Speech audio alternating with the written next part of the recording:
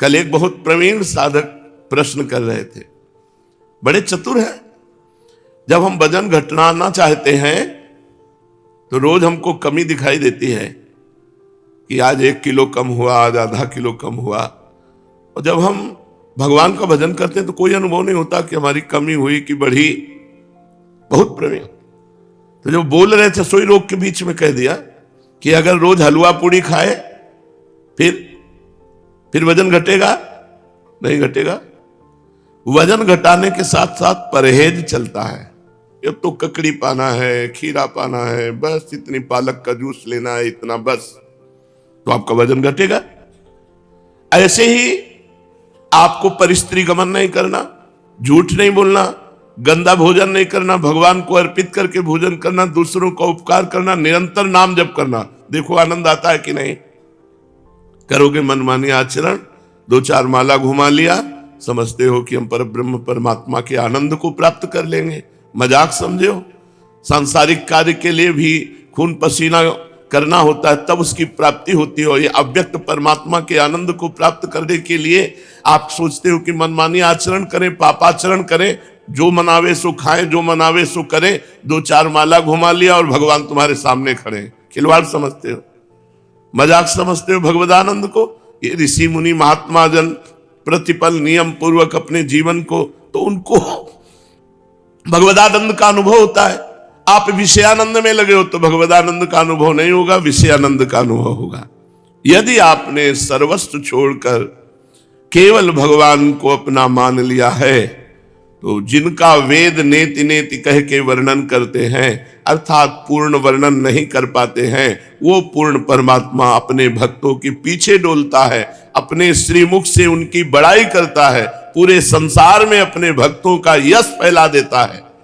और राई सो गुण देखत गिरि सम दोष न मन महा आनत, थोरे ही रति करत बहुत बहुदीने तनक न मानत, हरि दासनी के बस हुए जानत, हरि दासनी के बस हुए जानत। जिसने अपना सर्वस्व भगवान को मान लिया तो राई बहुत छोटा दाना होता है। अगर राई के समान सेवा भजन बन जाए तो भगवान उसे सुमेरु के समान मानते हैं, गिरिशम। और पहाड़ के समान दोष हो तो भगवान मानते ही नहीं। ये उस भक्त की बात है जिसके जीवन में भगवान के सिवा और कोई नहीं है।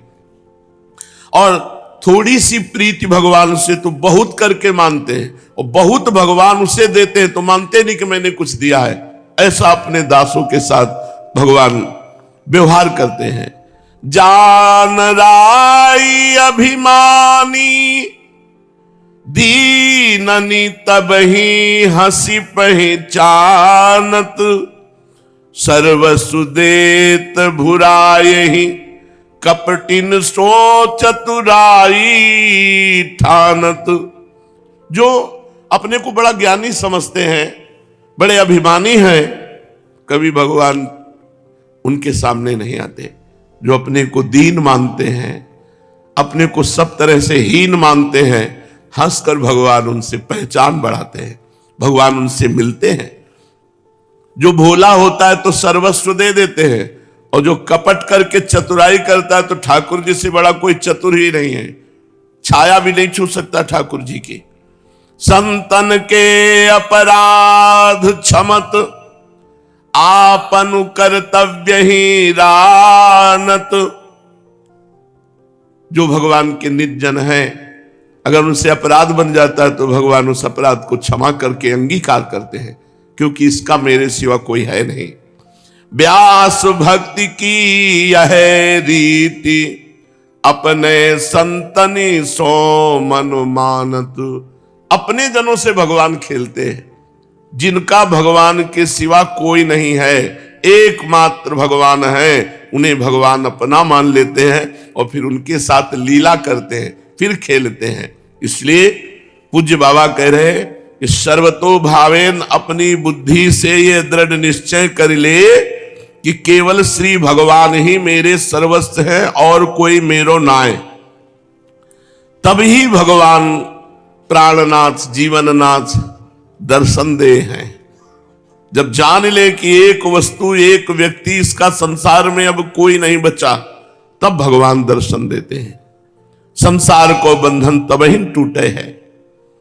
साधक के जीवन में, प्रेम पथ के पथिक के जीवन में शुद्ध नियम निष्ठा, दृढ़ प्रतिज्ञा पालन या की परम आवश्यकता है।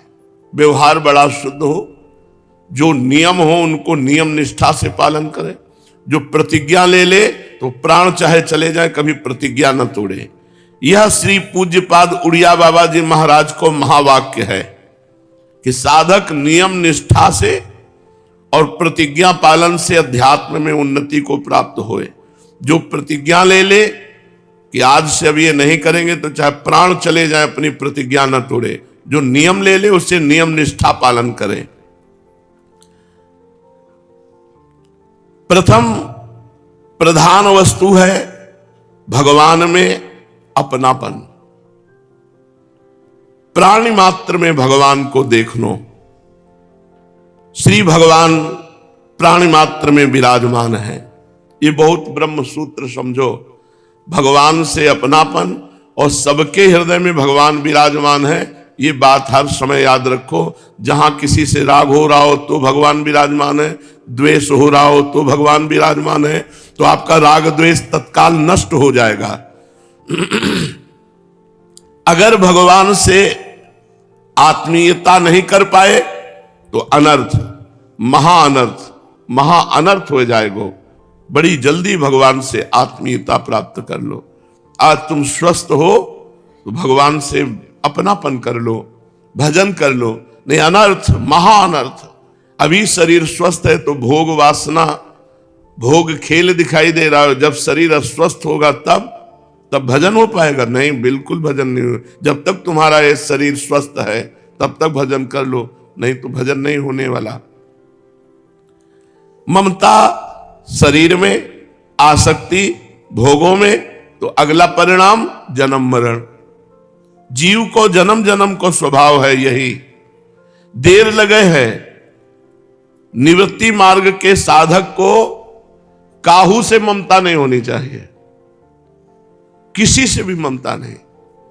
ये कब होगा? जब सब में भगवान देखोगे। कहीं आसक्ति नहीं। ये कब होगा? जब सर्वत्र भगवान का दर्शन करोगे। आसक्ति, ममता, मोह होना यही बंधन है। किसी वस्तु से आसक्ति, किसी व्यक्ति से ममता, किसी पदार्थ से मोह, किसी सगे संबंधी से मोह, यही बंधन है, यही बंधन है। और जब आसक्ति, ममता, मोह ना रहकर केवल भगवान से अपनापन, यही प्रेम है। जब प्रेम हो जाए है तब कछु करनो नहीं परे है, स्वतः ही सब कछु होता रहे है। अतः अपनो परम कर्तव्य यही है कि अपने जीवन धन से अपनापन हो जाए। निरंतर अभ्यास करे भजन का कि प्रभु प्यारे लगने लगे। और जब कोई तुम्हारे या कार्य की प्रशंसा करे, बहुत बड़े भजनानंदी, बहुत बड़े त्यागी, किसी से कोई मतलब नहीं रखते, तो समझना चाहिए कि ये हमें सुझाव दे रहे हैं कि हमें और त्यागी बनना है, हमें और समिटना है, हमें और भगवान का भजन करना है। यदि कोई निंदा करे तो समझना चाहिए कि हमें सावधान होना है। ये जो निंदा कर रहे हैं ये दोष हमारे अंदर आने न पावे। न प्रशंसा में राग, न निंदा में द्वेष। प्रेम बलिदान चाहे है, सर्वस्व को बलिदान चाहे है। प्रेम बलिदान को अर्थ है अपने को और अपने माने हुए संसार को प्रीतम के लिए समर्पित कर देना, अर्पण कर देना। अपने प्रीतम के अतिरिक्त अपने पास कुछ न रह जाए। अगर पूछा जाए तो हृदय से एक ही उत्तर निकले, श्री भगवान। आपका कौन? श्री भगवान। आपके पास क्या? श्री भगवान। आपके पास कुछ नहीं भगवान के सिवा। यही प्रेमी का बलिदान है, जो कुछ अपना माना हुआ है अपने सहित भगवान के चरणों में समर्पित कर देना। दूसरो अर्थ है समस्त इंद्रियन को विषय सो हटाए के प्रभु में लगानो, अर्थात अपनी समस्त इंद्रियन को विषय एकमात्र श्री जीवन धन प्रभु ही रह जाए, तब होए है प्रेम। केवल श्री भगवत संबंध सो ही काहू सो बात करो, अन्य कोई संबंध ना है। अपने शरीर तथा स्वार्थ के संबंध से भी बात मत करो। प्रेम की ही कामना, प्रेम की ही लालसा होए, याही के ताई पूरो प्रयत्न होए। प्रयत्न होए काहू प्रेमी संत के सहारे से, अकेले वो भी नहीं गिर जाओगे। काहू संत को आदर्श मान गए, संत के प्रति अपनो भाव बढ़ावे। कोई संत कृपा करके अपनो संग दे हैं, तभी यह अलभ्य वस्तु प्राप्त होए है। अगर संत संग मिला है तो समझो वो कृपा करके अपना साथ दे रहे हैं, तभी यह अलभ्य बात प्राप्त होए है। रात दिना याही को चिंतन करो, यह न भूले कि शरीर या में पूर्ण बाधा है प्रेम में। आठों प्रहर शरीर को भूल के अपने प्रभु में तल्लीन रहे, तब होए है प्रेम। तीन ठौर ममता अवश्य हो जाए, एक हरि में और एक गुरु में और एक हरिजन भक्तों में। तीन जगह ममता होए तब प्रेम टिके है, भगवान में, गुरु भगवान में और भक्त भगवान में। ये तीनों भगवत स्वरूप है। हरि गुरु भक्त, इन तीनों में ममता होए तब समझे कि हमारो प्रेम टिकेगो। खूब भजन को दो ही फल हैं, भगवदानंद की अनुभूति और सम्य भगवत साक्षात्कार। ये भजन को फल है। हर समय भगवदानंद में डूबा हुआ जिस किसी व्यक्ति से मिला, उसे भगवान का स्वरूप समझकर व्यवहार किया, भगवान के सिवा अन्य कोई भावना नहीं, ये भजन का फल है। भजन त्रिगुणातीत वस्तु है। यह गुण नहीं चाहे है, क्योंकि तीनों गुण, सतोगुण रजोगुण तमोगुण, ये भजन में बाधक हैं। रजोगुण तमोगुण बाधकता तो स्पष्ट है, या में कछु कहनो नहीं, पर सतोगुण भी बाधक है। या में सात्विक विघ्न धार्मिक कार्यक्रम के बहाने से जो एकाकी भजन हुए है, वह में बाधा पड़ जाए।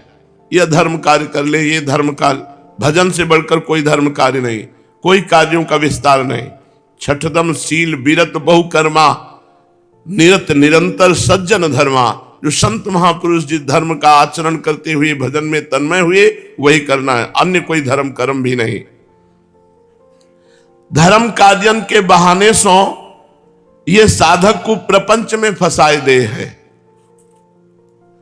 जब साधक प्रपंच में फंस जाए तब वो या धार्मिक कार्य ही तो है ऐसो समझ के भजन छोड़ दे और वह कार्य को पकड़ ले। या से सात्विक भी कार्य विघ्न है, या कारण सतोगुण हो बाधक है। प्रपंच इतनो प्रबल शत्रु है कि याके पंजे में एक बार कैसे हूं फंस गयो, फिर यासो छुटकारो पानो बहुत ही कठिन है। विकार तथा हृदयस्थ वासना तब ही नष्ट हो सके है जब पूर्ण रूपेण प्रेम सिंधु में डूब जाए है। बिना प्रेम सिंधु में डूबे प्रपंच सो बचनो बहुत कठिन है। साधक को यह सावधानी रखनी है कि कोई नवीन वासना न बनने पावे। यार ये चीज तो हमने नहीं खाई, ये हमने नहीं देखा, ये हमने नहीं भोगा, एक बार देख लेते हैं, एक बार भोग लेते हैं। साधक को यह सावधानी रखनी है कि कोई नवीन वासना न बनन पावे। जैसे ही कोई विकार उठे तैसे ही वाको श्री सदगुरु भगवान की आज्ञान के अवलंबन सो मिटाइबे को प्रयत्न करे।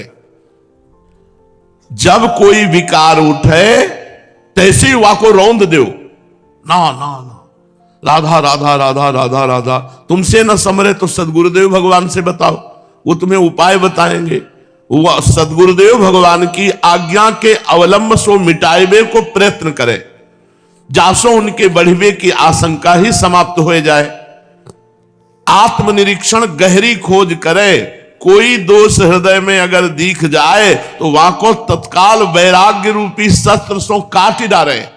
पूज्य बाबा करें, अगर कोई विकार उठे उसे तत्काल नष्ट करो, उसको सजाओ मती। उच्च सजाना है, उसके चिंतन में सुख लेना और वो विचार करने लगना कि अब कैसे हमको ये भोग सामग्री मिलेगी, कैसे काम। बहुत दलित दुराएं फैली है। तो ये देखा है कि हृदय में जब विकार उठे तो वाको रौंद दे, नाम जप के द्वारा, गुरु से बता के, उन प्राप्त साधन के द्वारा वह विकार को मिटाए देने, वो विकार तुम्हें मिटा देगा। साधना में 3 बातें जरूर होनी चाहिए। जो साधना कर रहे हो सदगुरु प्रदत्त है कि नहीं, मनमानी तो नहीं है। पाठ भी करो तो सदगुरु प्रदत्त, भजन करो तो सदगुरु प्रदत्त, सेवा करो तो सदगुरु प्रदत्त। एक एक चेष्टा गुरुदेव की आज्ञा से होए। सदगुरु प्रदत्त, शास्त्र प्रतिपादित और संत आचरित आचरण होने चाहिए। ये तीनों हैं तो पक्का भगवत प्राप्ति हो जाएगी।